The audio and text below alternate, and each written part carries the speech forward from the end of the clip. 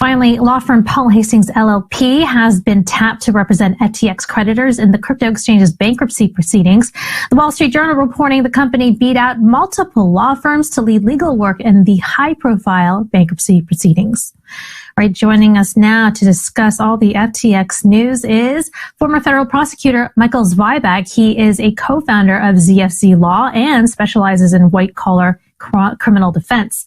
Michael, great to have you on the show. So, really fascinating. Sam Bankman-Fried will stay in his parents' house. His travel will be limited to the Northern District of California. He's going to wear an electronic monitoring bracelet and receive mental health counseling. Now, the Bahamas was willing to put him to jail. And there are people who go to jail for petty crime who don't have access to 250 million bail bonds. And yet, Sam Bankman-Fried allegedly perpetrated the biggest fraud in American history. So explain to those people why this is justice. Well, I think there is a very significant question about whether this type of bail arrangement is in fact just. There are a lot of people in pretrial detention who committed much less significant crimes who are sitting there pending trial and don't get to go and live in their parents' home. The other thing is that the $250 million amount, while it appears to be significant and sounds like a huge number, in fact, the prosecutor said it was one of the largest in U.S. history, it's not $250 million in assets that are being posted. It's $250 million promise to pay that's going on. Right. Okay.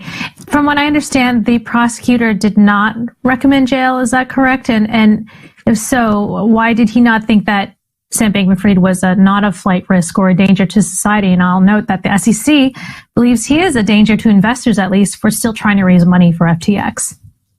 Well, I think the prosecutor had to walk a tightrope here. I mean, obviously, their position early on was that he should be jailed and that he should be detained. The fact that that is Bankman-Fried and his defense team saved the government resources and time in an extradition proceeding weighed heavily in favor of reaching some kind of bail agreement in this type of case. The fact is that there still are significant economic dangers to investors, and he is a flight risk. Even though he is a very visible person, he has access to funds all over the world, and it is not out of the question that he could go to a non-extradition country. You know, before he came to the United States, there was reports, there was talk that his U.S. attorneys worked out a deal with the prosecutors to make sure that he stayed out of jail and on, I guess, home arrest with his parents. I mean, nevertheless, his co-conspirators that were listed in the indictment, we've found out that Caroline Ellison and Gary Wang have stepped forward. They've pleaded guilty. Caroline Ellison, of course, is the former CEO of Alameda Research, and Gary Wang was the co-founder of FTX. But the Department of Justice may recommend no jail time because they're cooperating. When it comes to actual sentencing, though, could they face jail time? Oh, I expect that they still will face jail time just based upon the amount of the fraud involved here. Yes, it is possible that their cooperation could be deemed to be so significant that a judge would find that they not serve any jail time in this case. But I do expect them to face some measure of jail time, given the amount and extent and sophistication of this fraud. Right. And when you see, I suppose, former colleagues of SBF stepping forward, pleading guilty, do you see a contentious legal battle ahead with everyone pointing at each other? It was their fault.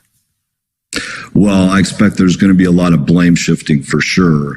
And I also expect that the government is not done, and you're going to see other people step into court and point the finger at Mr. Bankman-Fried. So it's going to continue. And yes, there's going to be a lot of back and forth, and Mr. Bankman-Fried may ultimately shift the blame to others, as he has tried to do in his apology tour.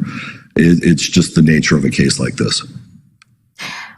That was my next question. Was his apology tour then effective? Because during the media blitz, he did seem to shift blame onto Alameda Research. He said that I didn't knowingly commingle funds between FTX and the hedge fund Alameda Research that he founded. I was no longer the CEO of that firm. He also mentioned that in terms of creating backdoor software, alleged of Gary Wang, to allow Alameda Research to, I suppose, operate as an exception to liquidations and have a limitless credit on FTX. He said, I'm not a coder, so I don't know anything about that. Do you think that was effective? I don't, and I thought that it was a bad strategy from the very beginning. The fact of the matter is that he claimed that he had no knowledge, and the Southern District of New York prosecutors found that he had ample knowledge, and that's why he is facing one of the largest sentences in U.S. history for one of the most extensive frauds.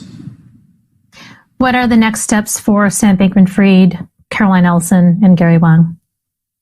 Well, for Caroline Ellison and Gary Wang, they're going to be continuing to cooperate, and at some point they'll be preparing for a sentencing hearing, but I expect that will probably be years down the road. For Mr. Bankman-Fried, it's going to be a status conference in front of a U.S. district judge, and it's going to be preparation for trial. And so this case will go somewhat quiet for a while in terms of court proceedings while the defense prepares for either ultimately a plea or ultimately a trial. All right. Michael, thank you so much for joining us. Appreciate your insights. That was former federal prosecutor and ZFC Law co-founder Michael Zweiback.